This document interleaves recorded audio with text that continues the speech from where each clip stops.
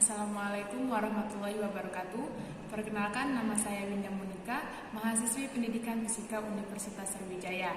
Di sini saya akan mempraktikkan sebuah praktikum elektronika analog mengenai pengaruh sinyal AC pada komponen pasif hambatan. Adapun alat dan bahannya, yang pertama itu ada satu buah osiloskop, audio generator, papan elektrik, kabel penghubung, satu buah saklar, dua buah hambatan resistor 100 ohm dan juga 47 ohm, kabel penjepit dan juga kaki penghubung. Selanjutnya kita akan mengkalibrasi osiloskop, yaitu hidupkan osiloskop, hubungkan kabel probe pada channel 1, kemudian untuk kabel hitam jepitkan pada yang bagian bawah dan yang ini bagian atas.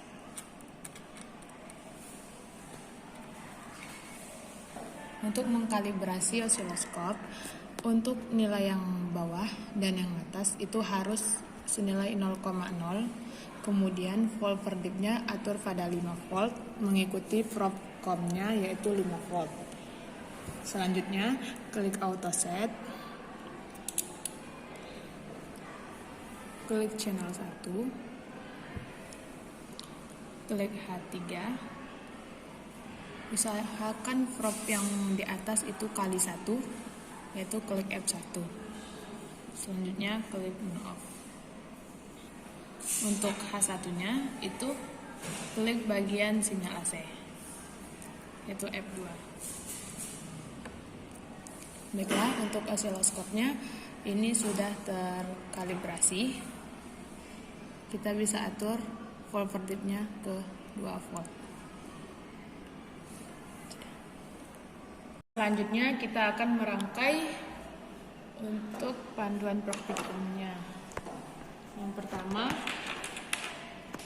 kabel penghubung.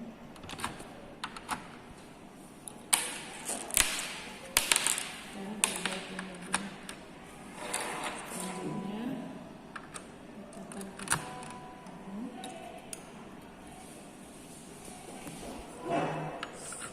satu buah saklar penghubungan ini untuk hambatan yang pertama atau R1 yaitu 100 ohm. Yang kedua itu hambatan yang kedua itu 47 ohm.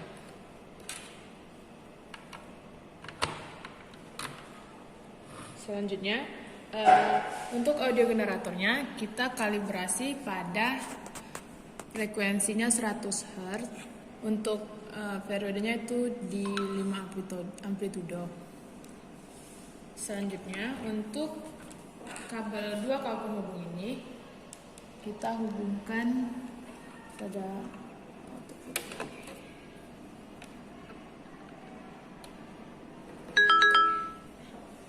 kabel pada osiloskop, kita cabut.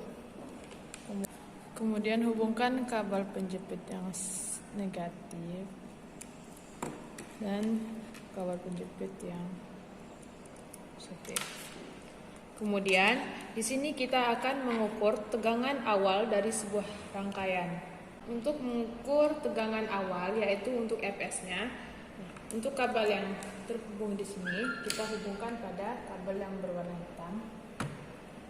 Untuk kabel yang berhubung di sini kita hubungkan pada kabel yang berwarna merah.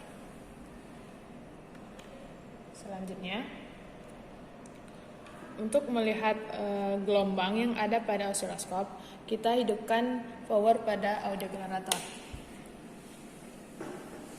Kemudian untuk membaca gelombang yang ada pada osiloskop, kita bisa mengklik auto set 2 kali.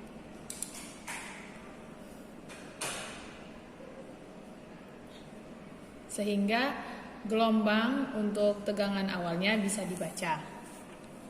Selanjutnya, untuk melihat berapa tegangan yang ada pada Fs, yaitu kita bisa mengklik measure, kemudian H1, kita klik yang ada tulisan soal, yaitu F3. Nah, maka untuk periodenya sendiri itu sudah ada di sini, dan untuk tegangan awalnya yaitu kita bisa lihat di FPK per PK hingga VIP. Nah, di mana di sini tertulis 10,56 volt. Nah, maka untuk tegangan awalnya sendiri yaitu 10,56 volt. Itu untuk kita menghitung yang untuk tegangan awal.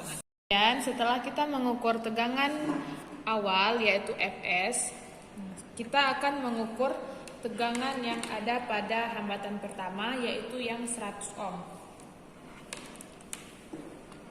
Kita angkat sedikit.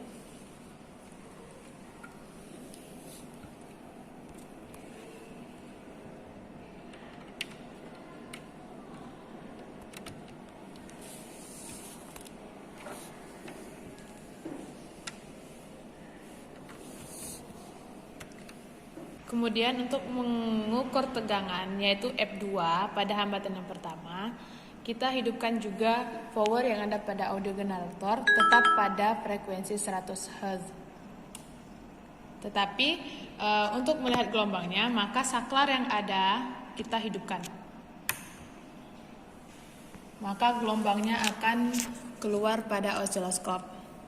Lakukan hal yang sama untuk mengukur tegangan yang ada pada F2 atau hambatan yang pertama yaitu 100 ohm.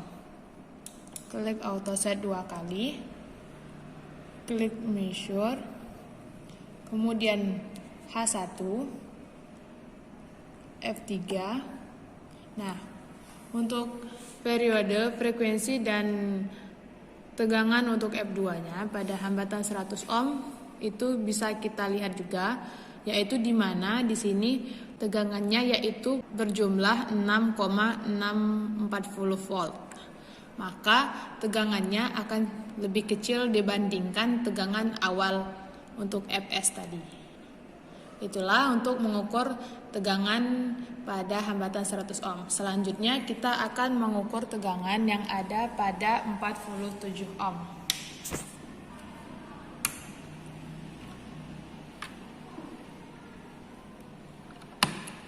Lakukan hal yang sama pada hambatan 47 ohm.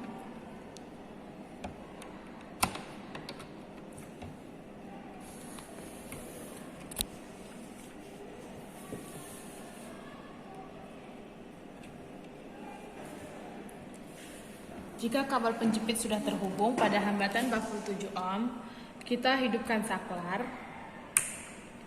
Kemudian hidupkan power yang ada pada audio generator. Maka gelombang akan terlihat pada osiloskop. Gelombang yang terjadi akan lebih kecil dibandingkan hambatan yang 100 ohm tadi. Selanjutnya untuk membaca atau melihat tegangan untuk F3 atau hambatan 47 ohm, lakukan hal yang sama, yaitu klik auto set 2 kali, kemudian measure H1 dan F3, sehingga untuk tegangannya akan terlihat dan tegangan yang tercatat pada osiloskop yaitu berjumlah 2,620 volt. Maka tegangan pada hambatan 47 ohm akan lebih kecil dibandingkan tegangan yang ada pada 100 ohm. Itulah cara untuk mengukur tegangannya. Selanjutnya lakukan hal yang sama pada praktikum ini dengan mengukur tegangan awal, tegangan hambatan yang pertama dan hambatan yang kedua, tetapi dengan cara mengubah atau mengkalibrasi audio generator ke 1000 Hz dan ke 10.000. Maka catat tegangan yang terjadi pada osiloskop, sama seperti langkah yang dilakukan pada praktikum yang pertama tadi. Setelah melakukan semua praktikum, maka akan dicatat pada, yaitu yang tegangan awal tadi pada kolom Fs, yang hambatan pertama pada kolom F2 dan hambatan yang kedua pada kolom F3. Untuk analis datanya sendiri, yaitu yang pertama ada bagaimana pengaruh tiap frekuensi pada sumber tegangan yang dihasilkan. Nah, untuk frekuensinya kan sudah ada pada audio generator, tetapi pada saat dihubungkan ke osiloskop maka frekuensinya akan lebih rendah dibandingkan frekuensi yang kita pakai pada audio generator. Yang kedua, itu apakah nilai hambatan berpengaruh terhadap frekuensi sinyal AC yang diumpankan. Nah, untuk nilai hambatannya sendiri itu tidak berpengaruh, di mana ketika hambatan yang lebih besar maka frekuensinya juga lebih besar dibandingkan hambatan yang lebih kecil. Nah, untuk pertanyaan yang ketiga itu mengenai bentuk gelombang sinus jika amplitudenya dirubah. Tadi kan kita menggunakan amplitudo yang 5, maka jika amplitudenya kita ubah atau kita perbesar, semakin besar amplitudo yang kita gunakan, maka semakin panjang gelombang sinus yang dihasilkan. Sebaliknya, jika amplitudonya kita kecilkan, maka gelombangnya juga akan semakin kecil. Jadi amplitudo itu berpengaruh pada perubahan bentuk gelombang sinus yang ada pada osiloskop. Sekian praktikum yang bisa saya sampaikan, semoga bisa digunakan sebagai panduan praktikum elektronika analog. Terima kasih dan wassalamualaikum warahmatullahi wabarakatuh.